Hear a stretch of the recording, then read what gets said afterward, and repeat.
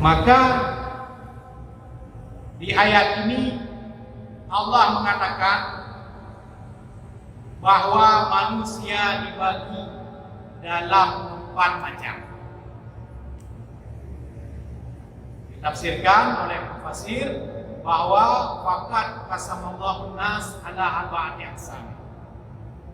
Manusia dibagi 4 macam.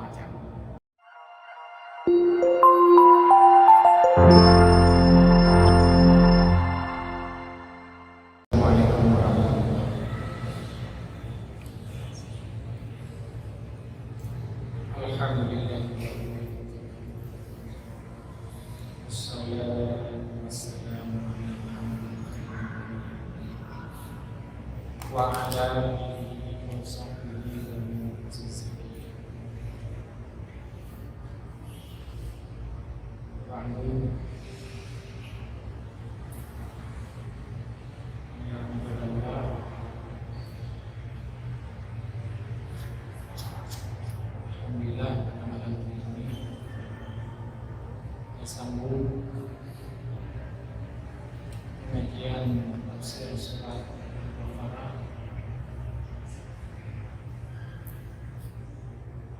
ayat 203 hingga seterusnya.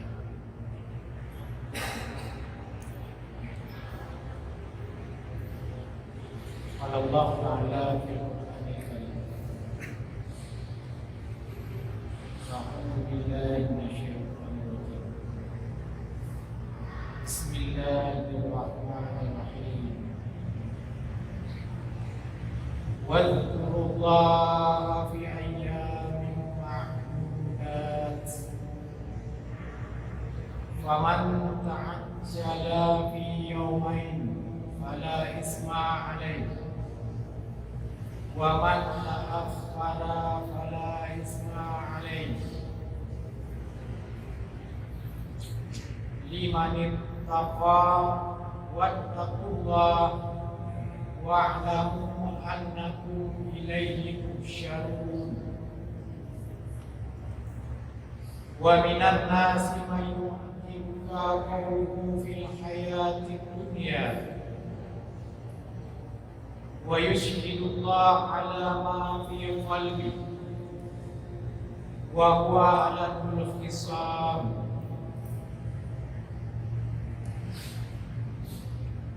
Wa idza tawalla sa'a fil ardi liyufsida fiha wa yuhlikal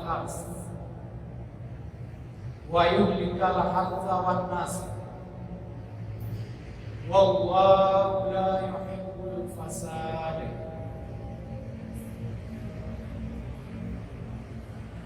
Wa idza qila lahu taqillaha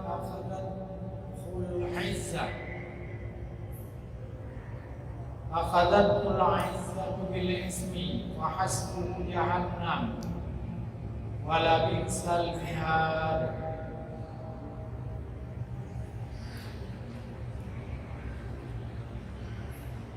Allah Subhanahu wa ta'ala berfirman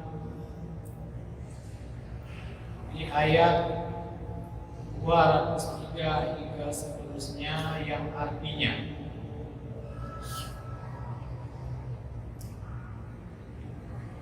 dan berzikirlah kalian kepada Allah fi ayyamin ma'dudat, pada beberapa hari yang telah ditentukan. Faman ta'ajjala, maka barang siapa yang tergesa-gesa pada 2 hari, fala isma 'alaihi, maka tidak berdosa di atasnya. Wa man ta'akhkhara, dan barang siapa yang mengakhirkan, fala isma 'alaihi, maka tidak berdosa di atasnya. Bagi orang-orang yang takwa, wattaqullah, dan bertakwalah kepada Allah, wa'lamu, dan ketahuilah Annakum sesungguhnya kalian kepadanya Allah itu akan dikumpulkan.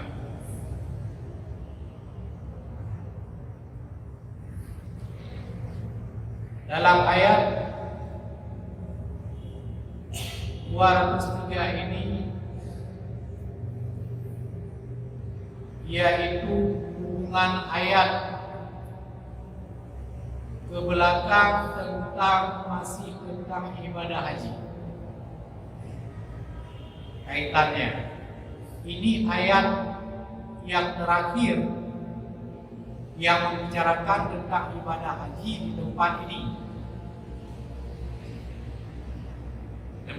Khusus di tempat ini, ayat yang terakhir. Dan di sini Allah menjelaskan supaya manusia itu berzikir kepada Allah. Dalam tafsirnya, dengan apa manusia berzikir? Takbir. Salah satunya tafsir mengatakan dengan takbir.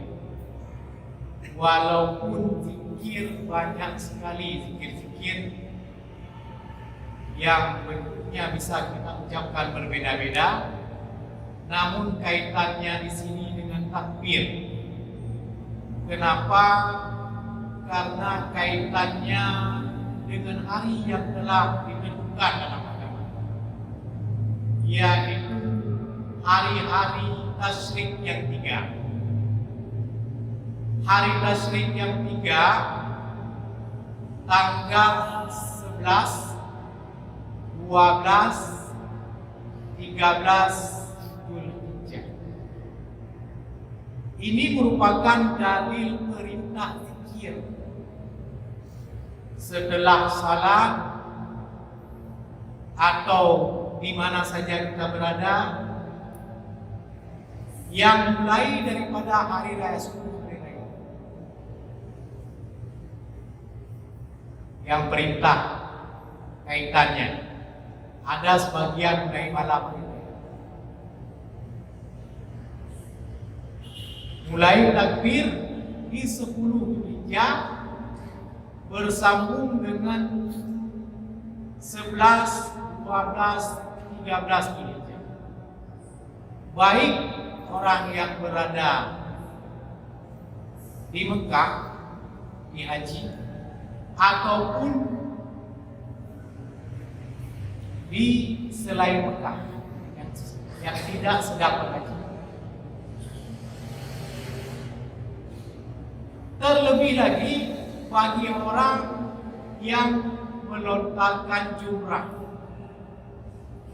yaitu di tanggal 11, 12, 13 Dzulhijjah, posisi orang berhaji itu sedang melontar jumrah. Jumratul Ula, Jumratul Aqabah, Jumratul Wusta.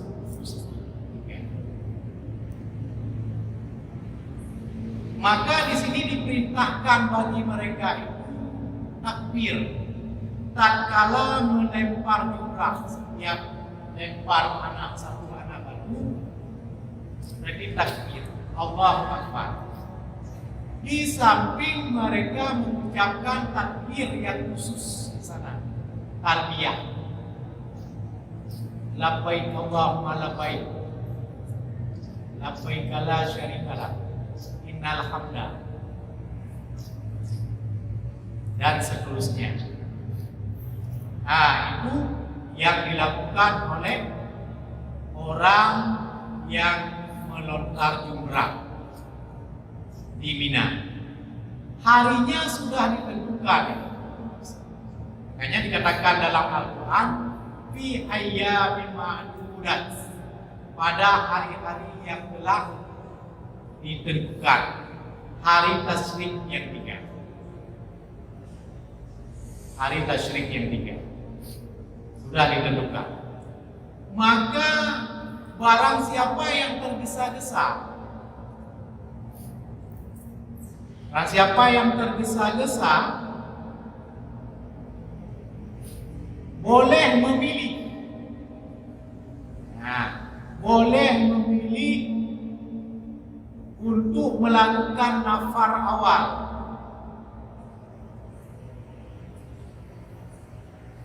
Ada istilahnya mereka yang di Mina, mereka yang berada di Mina pada waktu melontar jumrah boleh 2 hari, yaitu di tanggal 11 dan 12, boleh sampai 3 hari. Mereka di sana dipilih. Orang yang berada di Mina bisa pilih mau melanjutkan ke Mekah setelah 2 hari jumrah, melempar jumrah, bisa lanjut berangkat ke Mekah langsung. Itu namanya istilahnya nafar awal. Istilah untuk orang yang ibadah tersebut. Nafar awal berarti mereka berangkat langsung setelah 2 hari melempar jumrah. Boleh nafar sani. Nafar sani itu yaitu mereka mabit di Mina sampai 3 hari baru berangkat, sudah sempurna. Maka dalam Al-Quran dikatakan tidak berdosa apabila seseorang milih nafar awal, milih berangkat langsung setelah 2 hari berangkat ke Mina, ke Mekah dari Mina, itu tidak berdosa apabila ada keperluan. Dan apabila mereka tinggal, yaitu menginap di sampai malam yang ketiga dan melemparkan jumrah sampai jumrah Akabah, itu tidak dosa mereka.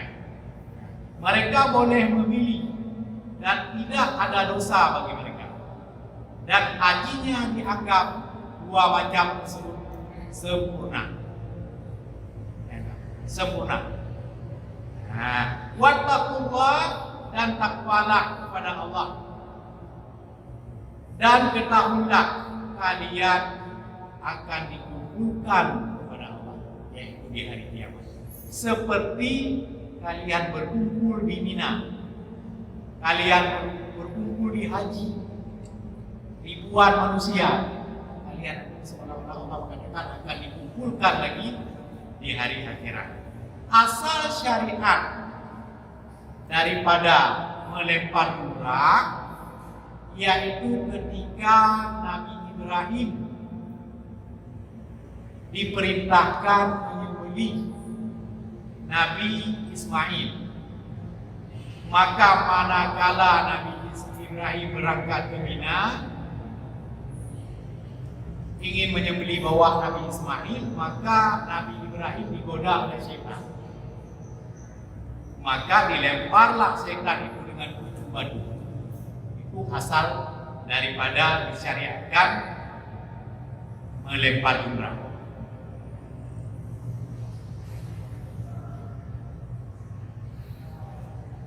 Kemudian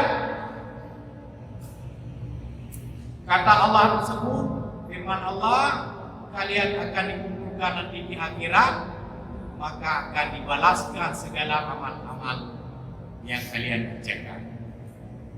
Wa minan nasi, dan sebagian daripada manusia, mayyuhibuka, ada orang yang takjub, bisa membuat kamu takjub oleh perkataannya, fil hayatid dunia, dalam hidup di dunia, tentang kehidupan dunia. Wala yu'jibuka, dan tidak membuat kamu takjub fil akhirat, dalam kehidupan akhirat, limukhalafatihi, karena berbeda orang tersebut bagi iktikad dengan kamu. Wa yushhidullah ala ma fi qalbi, dan memperlihatkan oleh Allah apa isi hati orang tersebut. Wa huwa ala kulli khisam, dan orang tersebut sangat keras menentang kalian atau kamu. artinya syadidul khusumah. Ayat ini Allah berfirman bahwa di dalam kehidupan dunia ini ada sebagian katanya manusia, kata-katanya bisa membuat kita takut tentang dunia. Sering kita saksikan atau kita dengar kata-kata manis di bibir, tetapi kenyataan yang sesungguhnya bukan demikian. Janji-janji palsu. Di waktu ingin sesuatu atau membutuhkan sesuatu, maka dia berkata-kata manis. Ini adalah sifat sebagian daripada orang yang munafik. Orang itu berkata manis tentang dunia, dan tetapi perbuatannya berbeda dengan kita secara etika. Seolah-olah berbicara tentang dunia dia yang paling benar. Ternyata orang tersebut adalah tidak sesuai dengan apa yang dikatakan dengan dia berbuat. Itu adalah di sini ditafsirkan, diturunkan ayat ini sehubungan dengan seorang yang munafik di masa Nabi yang bernama Akhnas bin Suraik, yang manis berbicara bagi Nabi. Malahan Akhnas bin Suraik ini bersumpah di depan Nabi bahwa mengatakan ia beriman. Itu Nabi Akhnas bin Suraik dipegang beriman dan cinta kepada Nabi. Itu Nabi. Dan apabila Nabi menjelaskan tentang ayat-ayat Quran, tentang agama Islam, Akhnas bin Suraik ini hadir di majelis Nabi. Tetapi dalam hatinya tidak mengikuti Nabi. Lalu Allah membuka rahasianya dan menjelaskan kepada Nabi Muhammad melalui perantara Jibril, dipegang di Jibril. Orang ini adalah orang munafik. Kerjanya mengatakan kepadamu, hai Muhammad, bahwa dia mencintai Islam dan bersumpah bahwa beriman. Ternyata Akhnas bin Suraik ini di saat malam hari, pada saat sunyi, lewat di tempat pertanian dan perkebunan bagi orang Islam. Pada saat orang Islam tidak tahu, dibakarnya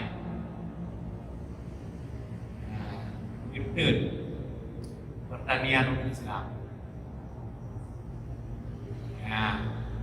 Lalu tatkala melihat binatang-binatang peliharaan orang Islam, dilepas. Ampun. Itu yang menjelaskan Jibril. Mana Nabi dukung kejadian. Karena dalam kawan dan sangat pandai berbicara. Cara mudah apa? Rupanya kejadiannya sebaliknya. Yang dipikir orang Islam bukan begini. Menyusup berarti dalam kawanan Nabi. Tetapi sebenarnya mereka orang-orang itu adalah orang munafik. Kerjanya pada waktu tidak dilihat oleh orang Islam, yang belum kejadian. Dan perkebunan orang Islam. Yang pula ada jadinya kami beli mana-mana. Ngago Islam. Itu dijelaskan oleh malaikat Jibril dan turun ayat tentang Akhnas bin Sulaim, turun ayat ini. Wa idza tawalla, dan apabila berpaling, insarafa angka, berpaling daripadamu hai Muhammad, tingainya hai dubi daripada majelis Nabi, masyi fil ardi, dia berjalan di bumi, liyufsida biha, supaya membuat kerusakan. Ya, informasi lantang beneran Jibril ayat. Rupanya merusak orang tersebut, merusak fasilitas orang-orang Islam. Wa yuhlikal hars, dan merusak kebun wanas dan segala ternak-ternak orang Islam. Wallahu la yuhibbul fasad, dan Allah tidak mencintai orang-orang yang berbuat kerusakan. Arti tidak mencintai la yaqabi, tidak meredai, angereda yang masih gak kebuka rahasia. Biyugah Pak Jibril. Wa idza qila lahu ittaqillah, dan apabila dikatakan bagi orang tersebut, bagi si Akhnas tersebut, bertakwalah kepada Allah, takutlah kepada Allah, fi fi'lika, pada perbuatanmu, ibinadimu. Hai Akhnas, pun katanya pun merusak Allah nagala dan merusak ibinadimu. Akhadahumul izzah, dia mengambil atau bangkit dengan sangat sombong.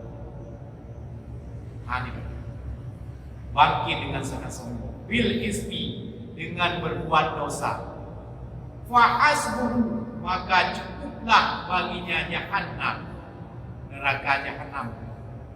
Wala bi'sal mihad, dan neraka jahannam itu seburuk tempat kembali, atau seburuk tempat yang Allah sediakan. Ayat selanjutnya yang bertolak belakang dengan ayat ini, wa minan nasi may yashri nafsahu ibtigha'a mardatillah wallahu raufun bil ibad. Wa minan nas, dan ada sebagian manusia, ada orang yang menjual nafsahu, dirinya, artinya yubadhiluha fi ta'atillah, memberikan dirinya untuk taat kepada Allah, mengorbankan dirinya untuk taat kepada Allah, ibtigha'a mardatillah, karena menuntut keredaan Allah. Wallahu raufun bil ibad, dan Allah sangat pemaaf dengan hamba-hambanya. Bertolak belakang dengan ayat yang diceritakan ada manusia munafik, yang manusia itu yang kata-katanya sangat indah, tetapi perbuatannya sangat bertentang dengan kata-kata yang indahnya. Dan orang itu adalah orang yang sangat menentang Nabi. Ada sebagian orang di saat pada masa Nabi itu, orang yang mau mengorbankan jiwa raganya. Di saat itu pula Allah memperlihatkan kepada Nabi, bukan hanya orang yang seperti itu ada yang menentang engkau, hai Nabi Muhammad. Orang yang mencintai agama Islam, orang yang cinta kepada Nabi secara sungguh-sungguh, orang yang cinta kepada Allah secara sungguh-sungguh dan benar, itu juga ada contohnya. Yaitu dalam tafsir ini diceritakan, beliau bernama Suhaib bin Sinan Ar-Rumi. Suhaib bin Sinan Ar-Rumi adalah salah seorang sahabat Nabi, ahli memanah dan ahli lebih, pengawal dekat Nabi di waktu peperangan. Beliau sebelum masa Islam, beliau adalah dari Romawi, orang Romawi, keluarga terhormat di Romawi. begitu terjadi peperangan, Romawi kalah, lalu dalam sekian orang yang ditawan, yang menjadi tawanan dari bangsa Romawi itu salah satunya Suhaib. Tatkala itu beliau belum masuk Islam. Saat ditawan, dijadikan budak, dilihat oleh orang yang menjadikannya budak, bahwa punya bakat, beliau punya bakat yang baik, skill yang tinggi, sehingga diberdayakanlah Suhaib, kasih modal, diberikan pekerjaan. Lalu Suhaib tatkala itu beliau mencari Nabi, ingin masuk Islam dan berangkat ke Mekah. Suhaib bin Sinan berangkat ke Mekah lalu masuk Islam. Tatkala beliau masuk Islam, maka beliau semakin jaya dan menjadi pedagang-pedagang yang sukses, semakin kaya di Mekah. Lalu beliau masuk Islam dan tatkala itu Nabi hijrah ke Mekah. Peristiwa Nabi diteror di Mekah sehingga Nabi hijrah dari Mekah ke Madinah. Hijrah ke Madinah, dan di antara orang yang ikut dalam catatan sejarah dikatakan bahwa Suhaib ini malahan ada yang mengatakan setelah Abu Bakar langsung Suhaib, orang yang ketiga yang hijrah. Suhaib bin Sinan Ar-Rumi itu termasuk orang yang hijrah bersama Nabi, dan rupanya orang Yahudi tahu informasi bahwa Suhaib ingin hijrah melalui antek Yahudi atau istilah cuma dibocorkan beritanya oleh cuma bahwa Suhaib ingin hijrah ke Madinah bersama Nabi. Lalu Suhaib dihalang-halangi oleh orang Yahudi Madinah. Dan karena Suhaib ini kepingin sekali hijrah bersama Nabi, maka Suhaib pun hijrah langsung walaupun dihalang-halangi dan dikejar oleh orang Yahudi. Hampir tertangkap Suhaib, hampir dibunuh oleh orang Yahudi. Dan Suhaib berkata, kalian apakah mau harta atau saya? Kalau mau harta saya, ambil saja seluruhnya. Ada dalam Al-Quran kata Allah atau firman Allah, manusia yang mengorbankan dirinya, itu hartanya seluruhnya diberikan kepada orang Yahudi. Dia mengorbankan hartanya untuk bisa hijrah bersama Nabi. Wah, hingga ini ya. Cok, awak Rahman. Cok, hai Yahudi. Hartanya banyak. Maka turunlah ayat ini yang mengatakan bahwa ayat ini menceritakan bagi sahabat Nabi yang memperjualkan dirinya untuk Islam. Arti memperjualbelikan artinya mengorbankan dirinya untuk Islam. Itu makna ayat ini. Ini ayat diturunkan untuk Suhaib. Tak tafsir. Lalu beliau hijrah meninggalkan seluruh hartanya. Wallahu rahufun bil ibad. Allah sangat penyayang, sangat pengampun dengan segala hamba-hambanya, yaitu memberikan petunjuk kepada hamba-hambanya. Itu salah satu bentuk. Dua contoh tadi, ada orang yang memang bersama Nabi itu bukan benar beriman kepada Nabi, ada yang memang benar-benar mau malahan berkorban. Salah satunya bernama Suhaib. Kalau yang tidak beriman pada Nabi itu yang nampak Allah nampakkan kebohongannya, namanya Akhnas bin Syarif. Ini dua ayat yang dikumpulkan, yang diceritakan bahwa dua orang itu sangat bertolak belakang. sangat bertolak belakang keduanya. Maka di ayat ini Allah mengatakan bahwa manusia dibagi dalam 4 macam. Ditafsirkan oleh mufassir bahwa faqad qasamallahu nas ala arba'ati aqsam. Manusia dibagi 4 macam. Al-awwalu, yang pertama, may yatlubud dunya la baik.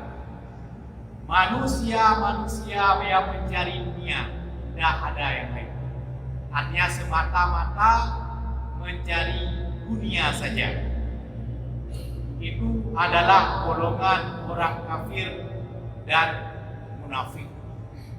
Mereka hidup semata-mata ingin mencari dunia. Apapun yang dikerjakannya, kaitannya hanya ingin hidup di dunia abadi, hanya ingin keuntungannya di dunia, hanya ingin popularitas di dunia, hanya ingin orang memujinya di dunia. Itu adalah jenis orang yang menyebut dunia. Wa minhum, yang kedua, mayyatu dunia wal akhirah. Ada manusia yang mencari kehidupan dunia juga mengumpulkan amalnya di akhirat. Seperti dalam tafsir sebelumnya, yaitu orang-orang yang berdoa, Rabbana atina fid dunya hasanah. Ya Allah, berikan kepada kami atina fid dunya, untuk bisa kami hidup di dunia.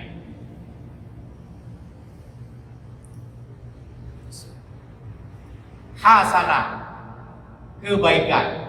Wa fil akhirati hasanah, dan untuk bisa kami sampai di akhirat nanti hasanah. Hasanah di dunia beda dengan hasanah di akhirat. Hasanah di dunia seperti yang sudah dijelaskan di belakang. Salah satunya adalah ilman nafi'ah. Yang kedua, rizqan thayyibah. Yang ketiga, wa amalan mutaqabbalan, seperti doa Nabi. Itu yang diceritakan oleh Ibnu Abbas dalam tafsirnya. Seseorang yang mendapat 3 macam ilmu yang bermanfaat, ilman nafi'ah, rizqan thayyibah, rezeki yang baik, amalan mutaqabbalah, amal-amal yang Allah terima, berarti dia, orang tersebut sudah mendapat hasanah di dunia. Tetapi bila mana orang tersebut Allah masukkan nanti di dalam surga di akhirat, baru orang itu termasuk dalam kategori orang mendapat hasanah di akhirat. Maka yang kedua ini adalah orang yang mencari 2 hasanah, baik hasanah di dunia maupun hasanah di akhirat. Ini adalah kebanyakannya orang-orang mukmin yang salih-salih. Wa minhum may yadharu annahu min ahlil akhirah. Sebagian daripada manusia, kata penafsir, ada orang yang lahirnya dia ahli akhirat. Hari-harinya mengerjakan amal akhirat, beribadah, berzikir, ikut majelis ta'lim, ikut jamaah, ma'a annahu fil waqi' min ahlina, bersama dalam kenyataannya orang tersebut adalah orang ahli neraka. Sekali lagi, sebagian manusia ada yang kelihatannya, zahirnya, nampaknya orang tersebut melakukan aktivitas akhirat seperti salat, puasa, zakat, sedekah, majelis ta'lim, berjamaah. Dia tidak pernah meninggalkan itu, tetapi dalam wafid, dalam kenyataannya termasuk ahli neraka. Berarti orang itu dalam ketetapannya Allah tetapkan sebagai ahli neraka.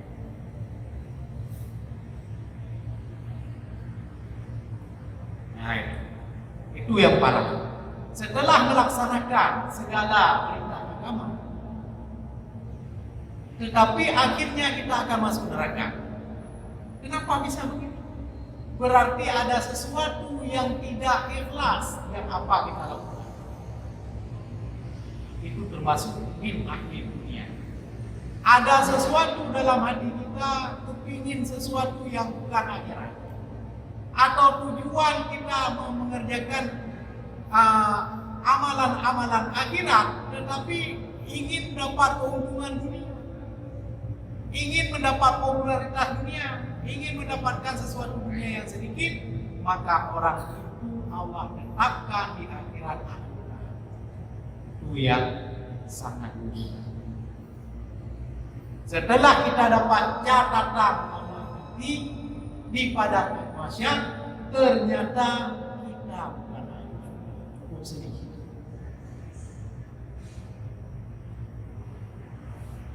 Itu efeknya karena innama a'malu binniyat. Hati kita, niat kita kepada Allah itu yang melenceng. Niat kita kerjakan amal-amal akhirat, tetapi bentuknya ternyata bentuk dunia. Niat kita kerjakan amal-amal salih, ternyata tidak diterima. Kenapa? Karena kadang bercampur dengan ujub, kadang bercampur dengan takabur, kadang bercampur dengan riya dalam hati. Itu yang sangat kita sesalkan. Maka kita perlu berdoa sama Allah supaya jangan termasuk orang-orang yang tipe ketiga, yaitu orang yang mengerjakan lahirnya amal akhirat, tapi Allah sudah tetapkan ahlinya. Wa minhum yang keempat, man huwa mu'minun zahiran wa batinan. Sebagian daripada manusia ada orang yang orang itu mukmin zahir, mukmin batin. Nah, tipe manusia lahir batin. Bagaimana lahirnya dia mengerjakan perbuatan-perbuatan syariah, perbuatan-perbuatan amal salih, perbuatan-perbuatan mukmin, perbuatan-perbuatan yang membawa amal-amal untuk akhirat, dan dalam batinnya juga seperti itu. Posisinya lahir batin sama, kelikut sama. Baik dalam terang ataupun gelap sama. Itu tipe manusia keempat. Tipe yang memang yang didapatkan oleh semua manusia, supaya amalnya antara lahir dan batin cocok. Yang itu amal lahir bertentang dengan amal batin. Artinya batin kita tidak seperti lahir. Nah, ini yang keempat masalah. Dan lagi-lagi, kan karena Allah ada motif yang lain. Yang takut Allah beru, hanya bermotif lain. Bergelik, ya Allah, walaupun amai anak di rumah, tetapi bermakmul. Kita cerita yang kayak walaupun amai katanya anak di anak RPG, anak kumpulkan cukup banyak lagi orang-orang yang membutuhkan amalan-amalan saleh di masa-masa Nabi. Yang tadi ngawadan sembahyang ibadah malam anak piu-piu dengan puasa ke Senin Amin, puasa lagi puasa Nabi Daud, artinya sehari berbuka, sehari puasa. Tiuro berbuka, tiuro. Tapi likte walaupun ansa kumena, lama lagi di bawah Allah amai kita nyu yang bergenima. Antara lahir dan batin bersesuai. Wate masa-masa tertentu bedeng, masa-masa karap pelek baru saja bersesuai. Wate masa-masa karap pelek kedua baru saja majelis taklim yang berdua. Wate masa-masa karap pelek dan berdua baru saja ya waktu punana acara waktu sama dia baru meninggalnya rata benar kudu kita yuk ya berarti antara kita pun nahi batin menentang hanya di waktu kita membutuhkannya. Jadi Allah mendukung isi hati kita itu yang tidak dibenarkan oleh agama. Nah, jadi gimana sih? Yaitu amal kita lahir dan batin bersesuaian. Antara kita keinginan kita lahir dan batin itu jangan bertolak belakang. Habis itu sekian malam hari ini yang dapat saya sampaikan. Mohon maaf atas segala kekurangan. Bila Assalamualaikum warahmatullahi wabarakatuh.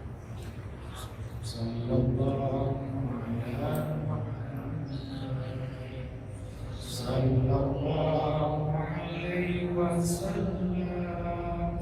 Sallallahu alaihi wasallam. Ya Rabbi